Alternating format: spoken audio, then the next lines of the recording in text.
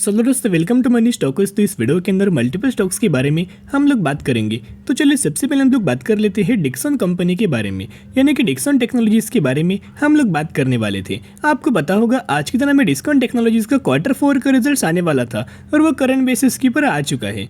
तो चलिए किस तरह से कंपनी ने परफॉर्म किया है हम लोग बात कर लेते हैं। तो दोस्तों बेसिकली अभी हम आ चुके रिपोर्ट्स के ऊपर। तो यहाँ अगर आप देखोगे तो आपको पता होगा कंपनी के अंदर डिविडेंड का भी हमें बेनिफिट मिलने वाला था, जो कि कंपनी ने 3 पर शेयर का डिविडेंड का हमें बेनिफिट दोस्तों शेयर होल्डर्स को दे चुका है। तो चलिए अभी रिजल्ट्स के बारे में दोस्तों हम लोग बात कर लेते हैं। जितने भी आपको नंबर्स निकल के आ रहे रुपीज इन लैक्स के अंदर ये नंबर से बिल्कुल भी दोस्तों रुपीज इन करोड़ के अंदर ये नंबर्स नजर नहीं आए। तो ये सेम क्वार्टर का पिछले साल का रिजल्ट है, पिछले क्वार्टर का, और ये इस क्वार्टर का हमें रिजल्ट नजर आ रहा है।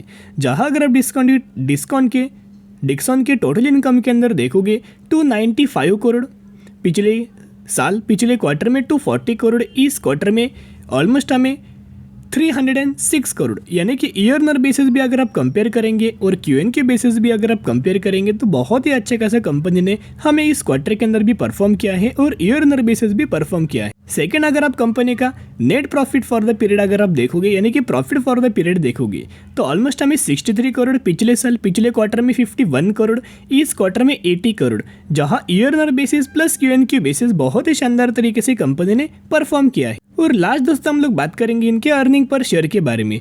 जहां अगर आप अर्निंग पर शेयर देखोगे पिछले साल 10.5, पिछले क्वार्टर में 8.5, इस क्वार्टर में ऑलमोस्ट 14, यानी कि ईयरनर बेसिस प्लस क्यूएन की बेसिस के ऊपर अर्निंग पर शेयर के अंदर भी जंप निकल के आ चुके हैं। यानी कि कंपनी का जो टोटल इनकम था, कंपनी का जो नेट प्रॉफिट था, कंपनी का जो अर्निंग पर शेयर था, अच्छी खासी बेसिस के ऊपर हर एक पैरामीटर्स के अंदर कंपनी ने बहुत ही गजब का में परफॉर्म कर चुका है। तो देखिएगा दोस्तों, बेसिकली कंपनी के अंदर कोई भी हमें ऐसी न्यूज़ नहीं जिसकी वजह से गिरावट आपको पॉसिबल हो सकती है। ऑलरेडी कंपनी बहुत ही ज़्यादा हमें गिरावट हो चुकी है।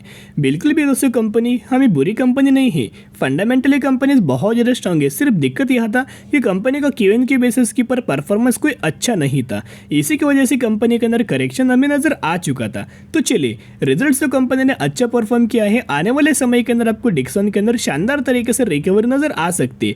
तो चलिए इनके बिजनेस के बारे में बात कर लेते हैं, किस तरीके से कंपनी का बिजनेस हमें चल रहा है या फिर क्या क्या कंपनियां मैन्युफैक्चरिंग हमें कर रही है। सबसे पहले अगर आप ये देखोगे LED TVs, home applications like washing machine, lightning products like LED bulbs, tube lights, mobile phone, smartphones, CCTV, DVRs, medical equipment, तो इन सभी इक्विपमेंट्स के अंदर सभी चीज़ों के अंदर कंपनी का मैन्युफैक्चरिंग है। और एज वेल एस अगर आप देखोगे तो set top box, mobile phone, smartphones, LED TV panel, तो मेजरली कंपनी इन सेगमेंट्स के अंदर हमें लगातार कंपनी का रिपेयर भी हमें चलता रहता है। यानी कि कंपनी का जो सेगमेंट है हाल ही फिलहाल में शॉर्ट टर्म में, यानी कि बेसिकली कंपनी एक इलेक्ट्रॉनिक सेगमेंट से अपना बिजनेस रन कर रही है। एज वेल एस अगर आप डिक्सन का शेयर होल्डिंग पैटर्न्स देखोगे तो बहुत ज़्यादा लोग पैनिक होते हैं। तो देखिएगा प्रमोटर्स के पास 34% के आसपास हमें होल्डिंग है, एफआईज के पास 16.5% के आसपास होल्डिंग था, वो एफआईज ने बेच के 12% के आसपास होल्डिंग कर चुका है। वही अगर आप डीआईएस देखोगे तो 7.98% की होल्डिंग बढ़ा के 8%, बढ़ा के 18%, बढ़ा के 23 से 24%, यानी कि जो स्टेक हमें एफआईज ने बेचा है वही स्टेक हमें डीआईएस ने लगातार बाइंग किया है। तो दोस्तों अच्छी बात है, कोई बुरी बात नहीं। अगर एफआईज बेचता और सिर्फ पब्लिक दोस्तों खरीदारी करता तो ये बुरी बात होता, लेकिन एफआईज बेच रहा है और डीआईएस खरीद रहा है तो भी दोस्तों अच्छी हमें बात निकल के आ रही है। तो इसके रिगार्डिंग दोस्तों कोई भी पैनिक लेवल क्रिएट मत करना, या फिर बहुत ज़्यादा लोग जो मार्केट्स के ऊपर बहुत ज़्यादा वॉच रखते हैं वहाँ बेसिकली रिटेल इन्वेस्टर को बहुत ज़्यादा डराया जाता है। लेकिन ये अच्छी कंपनी है, जो हमें करेक्शन नजर आया था वो बुरा समय था, लेकिन समय आ चुका है कंपनी का तेज़ी के लिए। तो जिसकी वजह से जितना अगर आपके पास होगा या फिर आप नई खरीदारी करना चाहते हो तो buy on dip strategy apply करना और लंबे समय के लिए होल्ड करना। एक बार डिक्सन 4,000 रुपये के ऊपर लगातार दोस्तों अगर क्लोजिंग दे तो नया हमें लेवल्स लाइफ टाइम वाला है, हमें डिक्सन टेक्नोलॉजीज क्रिएट हमें कर सकता है। तो जिसकी वजह से buy on dip strategy apply कीजिएगा और लंबे समय के लिए होल्ड करना। तो चलिए अभी हम बात करेंगे इन्फोसिस के बारे में। तो इन्फोसिस का अगर आप आज के दिन का परफॉर्मेंस देखोगे तो ऑलमोस्ट हमें मॉर्निंग के बाद कंपनी 1.5% की पॉजिटिविटी के अंदर तेजी हमें नजर आ रही थी, लेकिन बाद में हुआ क्या, अगर आप इंडाइसेस के अंदर देखोगे बैंक निफ्टी हो, सेंसेक हो, तो सेकेंड हाफ के अंदर हमें करेक्शन दोस्तों नजर आया। सेकेंड हाफ यानी 2 बजे से लेकर 3 बजे तक हमें करेक्शन नजर आया। यही पीरियड के अंदर जो मैक्सिमम जो स्टॉक्स थे उनके अंदर भी करेक्शन आया। रिलायंस अगर आप देखोगे, रिलायंस ने भी 2 से 3 बजे के पीरियड के अंदर ही हमें करेक्शन नज़र आया था। अगर रिलायंस के अंदर करेक्शन होगा तो निफ्टी के भी अंदर दोस्तों करेक्शन नज़र आ जाएगा। लेकिन हाल ही फिलहाल में जो रिलायंस ने जो क्लोजिंग दिया है 0.62% की पॉजिटिविटी के ही अंदर क्लोजिंग नज़र आ चुका है। तो आपने देखा होगा ब्रोकरेज फर्म के द्वारा बहुत बड़े बड़े टारगेट्स हमें रिलायंस के अंदर दिया, इन्फोसिस के अंदर दिया हुआ है। वे छोटा सा टारगेट अगर आप देखोगे तो हमें ब्रोकरेज फर्म के द्वारा दिया गया था 1315 रुपये का लेवल, यानी कि करंटली अगर आप देखोगे जो इन्फोसिस का 1315 रुपये का जो लेवल्स था वो आज के दिन कंपनी ने ऑलमोस्ट हमें अचीव कर चुका है। हाई अगर आप देखोगे 1314 रुपये के आसपास कंपनी ने हाई लगाए, वहीं से करेक्शन हमें नजर आया। तो मैंने पहले आपके साथ शेयर किया था कोई भी कंपनी एक लेवल्स के अंदर अगर कंसोलिडेट करे और जब भी कंपनी के ऊपर हमें अपसाइड ब्रेकआउट नजर आए वहाँ एक शानदार तरीके से रैली हमें बन सकती। और अभी भी मैं उसी बात के ऊपर दोस्तों आपके साथ वही चीज़ मैं शेयर करूंगा जो मैंने पहले भी दोस्तों आपके साथ शेयर किया था।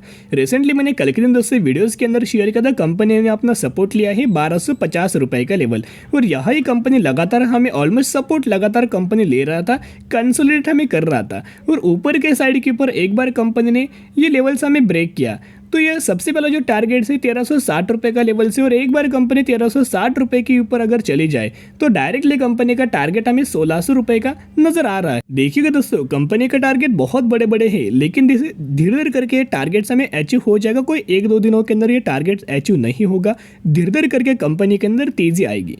लेकिन क्या होगा, एक टाइम ऐसा आएगा, एक समय ऐसा आएगा, आपको पता भी नहीं चलेगा कब हमें इन्फोसिस पूरा रिकवर हो गया, कब हमें विप्रो पूरा रिकवर हो गया, कब हमें टीसीएस पूरा रिकवर हो गया, आपको पता नहीं चलेगा। सिर्फ अच्छी कंपनी को अपने पोर्टफोलियो में ऐड करना और लंबे समय के लिए होल्ड करना। तो चलिए इन्फोसिस के रिगार्डिंग एक बहुत अच्छा पॉजिटिव अपडेट्स आ चुका है जो कि 35 मिनट्स एगो नजर आया है। एक फ्रेश अपडेट्स मैं आपके साथ शेयर कर रहा हूँ। तो देखिएगा, launch is today Infosys Topaz an AI first offering to accelerate business value for global enterprises. तो विप्रो ने एक बहुत ही शानदार तरीके से सर्विसेज हमें लॉन्च किया है जो कि एआई रिगार्डिंग, जो कि इनका जो एआई वाला सेगमेंट है वहाँ कंपनी का बिजनेस हमें बढ़ सकता है। यानी कि अगर कंपनी का बिजनेस बढ़ेगा, एक्सपांड होगा, तो कंपनी का रेवेन्यूज बढ़ेगा, कंपनी का नेट प्रॉफिट बढ़ेगा, और ओवरऑल बेसिस के ऊपर कंपनी के हर एक पैरामीटर्स के अंदर भी ग्रोथ नजर आ जाए। तो यहाँ अगर आप देखोगे तो बहुत ही कम समय के अंदर 1-2 सालों में आपको इन्फोसिस के अंदर ऑलमोस्ट हमें 200 से लेकर 250% का रिटर्न कंपनी दे सकती है। तो देखिएगा पहले भी हमें गिरावट दोस्तों बहुत बार हो चुका है। 2008 में जब हमें गिरावट नजर आया था जो कि रिसेशन के द्वारा पूरा स्टॉक मार्केट गिर चुका था, वहाँ हमें जो इन्फोसिस था ऑलमोस्ट हमें 40% की गिरावट, 45% तक की गिरावट नजर आई थी। लेकिन जब भी दोस्तों रिकवरी हमें नजर आई, कोई लोगों को ये समझ में ही नहीं आया इतना जल्दी किस तरह से मार्केट हमें रिकवर हुआ। लेकिन जो हमें इन्फोसिस के अंदर जब रिकवर नजर आई, ऑलमोस्ट हमें 180% तक के रिटर्न हमें शेयर होल्डर्स को प्रोवाइड किया है गिरावट के बाद सडनली। फिर अगर आप 2020 के अंदर रिसेंटली जो हुआ था करेक्शन कोविड के द्वारा, ऑलमोस्ट हमें 30% के आसपास इन्फोसिस गिर चुका था। लेकिन जो रिकवरी अगर आप देखोगे ऑलमोस्ट 250% से लेके 260% तक के रिटर्न हमें कंपनी ने शेयर होल्डर्स को प्रोवाइड कर चुका है। और जो आपको करंटली जो करेक्शन हमें नजर आया है 20% का, 15% का, 25% का, इसके बाद जो आपको रिकवर नजर आएगी वो प्रेडिक्ट आप नहीं कर पाओगे। तो जिसकी वजह से अभी भी कंपनी के अंदर बढ़िया मौका है। तो करंटली क्या हो रहा है, यूएस के अंदर हमें प्रॉब्लम्स है। तो जब भी यूएस के अंदर प्रॉब्लम्स आएगा, हमें आईटी सेक्टर के अंदर जो इंडियन स्टॉक मार्केट के अंदर जो आईटी सेक्टर है उस सेगमेंट्स के अंदर भी प्रॉब्लम्स आएगा। क्योंकि ये कंपनी कर भी क्या सकती है, फंडामेंटल तो कंपनी है, ये तो बात सही है, लेकिन कंपनी का जो मैक्सिमम अमाउंट ऑफ जो रेवेन्यू जो यूएस से ही आता है, यूरोप से ही आता है।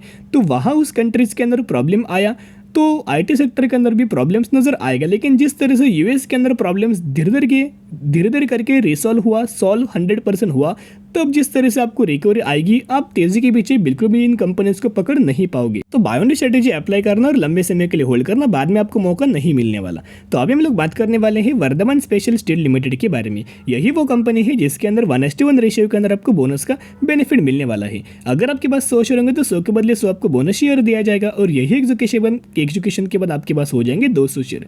इसी रेशियो के अंदर, इसी कंपनी के अंदर आपको बोनस का बेनिफिट मिलने वाला है। मैक्सिमम के अंदर 1400% का रिटर्न शेयर होल्डर्स को बना के दे चुका है। तो स्टडी करना, एनालिसिस करना, उसके बाद निवेश करना। तो चलिए आज के लिए इतने करीब वीडियो पसंद आए, जरूर वीडियो को लाइक और चैनल को सब्सक्राइब कर सकते हो। फिर मिलेंगे, बाय।